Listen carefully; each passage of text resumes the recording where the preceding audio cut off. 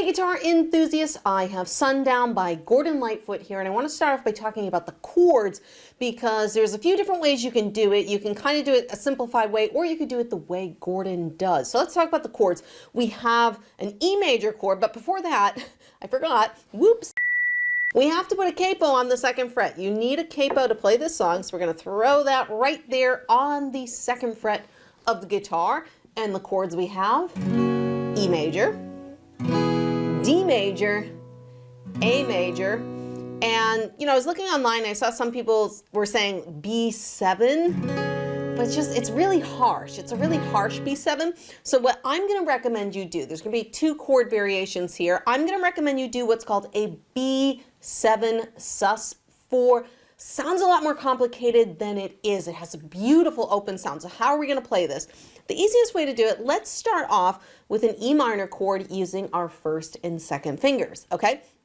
Now, just separate those. So you have a string in between them. So that string would be your D string, all right? So these two fingers are on the second fret, and then we're going to reach with our pinky, and we're going to put our pinky on the fourth fret of, what is that? The D string, okay? And we're only going to strum the bottom 5 strings.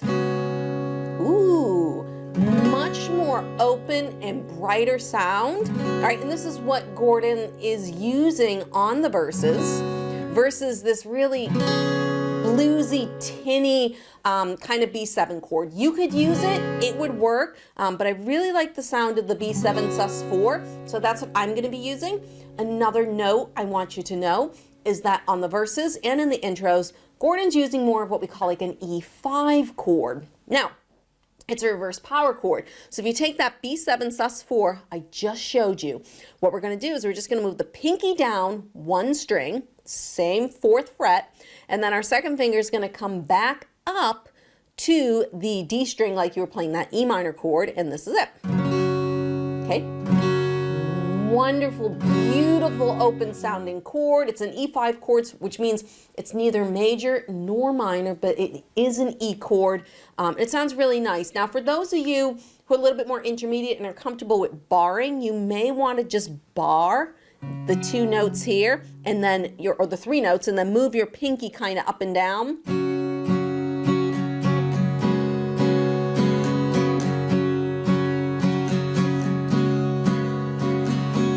That's another option for playing these chords, but for some people you might have trouble not hitting these bottom B and E strings. We really want those 2 strings to ring out throughout this song.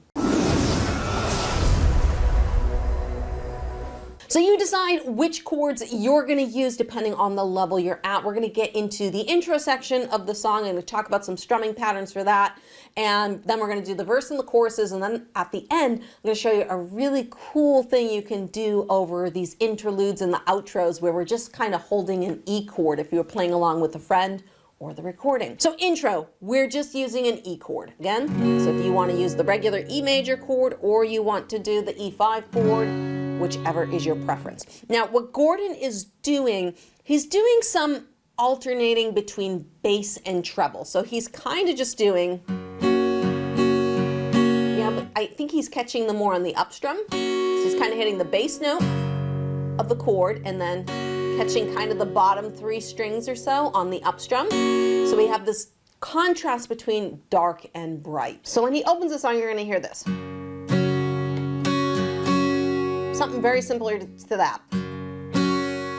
Okay, so it's the bass, and I'm doing a down strum on these treble notes. So it's 1, 2, 3, and 4, and 1, 2, 3, and 4, and. So on the 3 and the 4, just catching the bass notes, and on the ands, and catching the up strums on that. Now you could use that for most of the intro. He's really improvising here. There's a lot of different things. Another one that I kind of hear that comes in is kind of like a double bass and a double treble. So it's bass, bass, and again using up strums, down, down, up, down, up, something along those lines. And then this is another strumming pattern that comes in kind of towards the end. I hear a lot more up strumming, like a kind of a syncopation going on. So it's down, up, down, up. So it's 1 and, and 4M. So sound like this.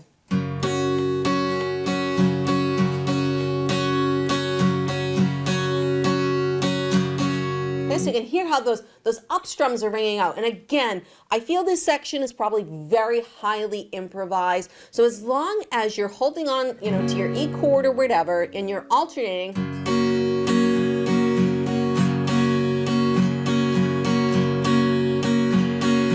okay, you can play whatever you want. Bass, bass, up, up.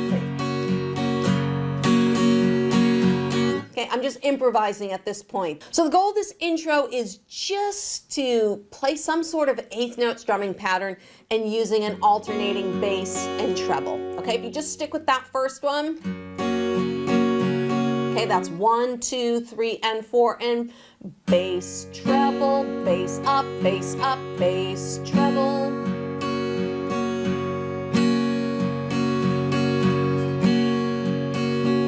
Use that as your starting framework, and then you can kind of expand from there on this intro section. But the intro section is very simple. It's just an E chord for 8 measures. Now when I hop over to the verse section, I kind of like to change up the strumming a bit. So we're going to go to that E5 chord and that B7 sus4. So however you guys want to play them. All right. So the verse sections are very short and they're very repetitive. It's a double E chord followed by that B7 sus4 followed by an E chord. Super, super simple. Strumming pattern that you can use, I would probably just use 1, 2, and 3, and 4, and 1, 2, and 3, and 4, and that's probably what I would use. 1, 2, and 3, and 4, and 1, 2, and 3, and 4, and very, very simple. I hear a lot more strumming coming in, so that's what we're gonna do. So if I just play through the first verse, this is what it's gonna sound like. I can see her lying back in a satin dress in a room where you don't confess. That's it. Very, very simple verses here from Gordon. And then we're going to hop into the chorus where I would change the strumming pattern again. So you can see lots of strumming variations in this song. And I will do a playthrough for you guys. Don't worry. I just want to get through all the strumming patterns so that we can put them all together. Now the choruses, again, nice and repetitive. I would go to the regular E major here, followed by an A chord, D chord, E chord. And then we're just going to repeat that. Very, very simple chord progression. So it's going to be 1, 2, 3, and 4, and. That's the strumming pattern I like to use, like to open it up a little bit more. 1, 2, 3, and 4, and. And again, I'm just catching the bass strums, the bass notes on that first strum, that down strum. So it's 1, 2, 3, and 4, and 1, 2. Now I like to get percussive, and so what I'll do on that second strum is I might attack it a little bit more of an accent.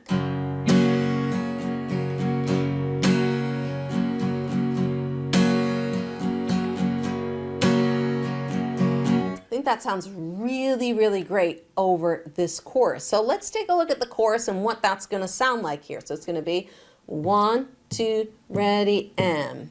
Sundown, you better take care if I find you been creeping around my backstairs.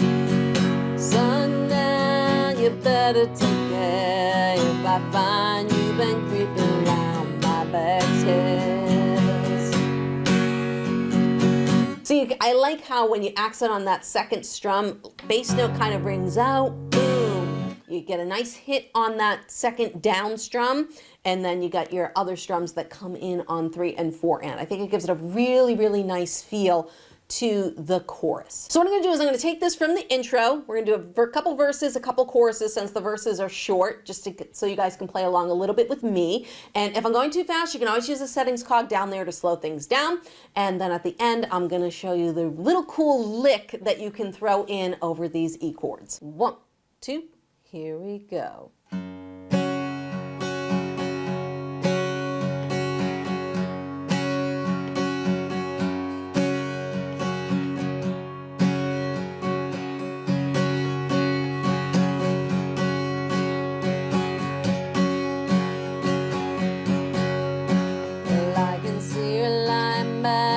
Satin dress in a room where you don't confess. better take care if I find you've been creeping down my back stairs. Sundown, you better take care if I find you've been creeping down my back stairs. She been looking like a queen in a sailor's dream. She don't always say what she really means. Sometimes I think it's a shame, then I get feeling better when I'm feeling no pain. Sometimes I think it's a shame, when I get feeling better when I'm feeling no pain. So for those of you interested in playing a little bit of lead over some of these long interludes, there's a couple parts in the song where we just hang out on an E major chord, especially on the outro. And there's a couple little themes, so I just want to show you two little things you can do to work on improvising. It's a lot of fun. It only requires the use of 2 frets, okay? But we're going to be starting out on the 14th fret of the A string, okay? And it's going to go 14, and then on the string below, 12, 14, string below 12, and then back up to the string above 14. And I'm going to show you how we can add a little bend in here to make it sound a little bit cooler, but that's the first little motif. It sounds like this. Very simple. Bum, bum, bum, bum, bum, and I'm playing with fingers just 1 and 3. 14, 12, 14, 12, back up, 14. Bum, bum, bum, bum, bum. Bum, bum, bum, bum, bum. And you'll hear that coming through, especially on the outro section of the song. Now, what you can do on that 12 on the bottom, so the G string, you can just add a little bend to it. And it's just a quarter note bend, very tiny. I would probably bend this string downward versus up. That's it. So here's the note without the bend, with the bend. Just pulling down on the string a little bit, so it gives a little extra oomph. Okay, so it's just a little bit of a bend, and you probably heard me put a little what we call vibrato on the last note. Okay, and I'm kind of massaging the note. You don't want it to sound like a B. We don't want to go, you know, this really annoying vibrato, nice and slow. Okay, you want to just slowly bend the notes. Just adds a little flavor, a little spice to playing. So that's motif 1. Motif 2 is very, very similar to that. We're going to start on the 14th fret on the D string this time. Again, without the bends the first time, so it's going to be 14, 12 on the string below, 14, 12 on the string below, back to that 14.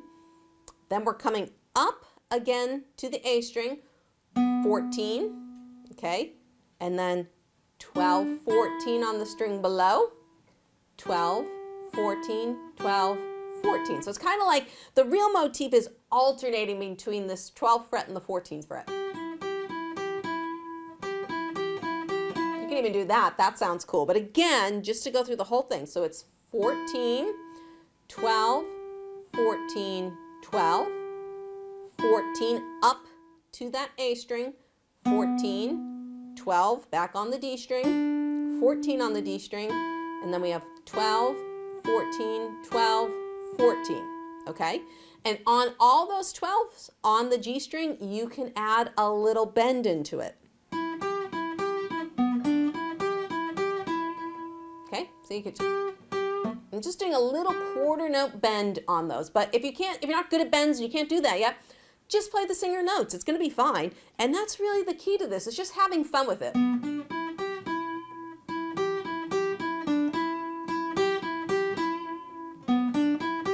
Just with like 4 or 5 little notes, you can do a lot with those. It's just 4 notes over and over again. The key is ending on this 14th fret here, on the D string, because that's the E note, and we're playing over an E chord. So as long as you end on that note, it's going to sound really good.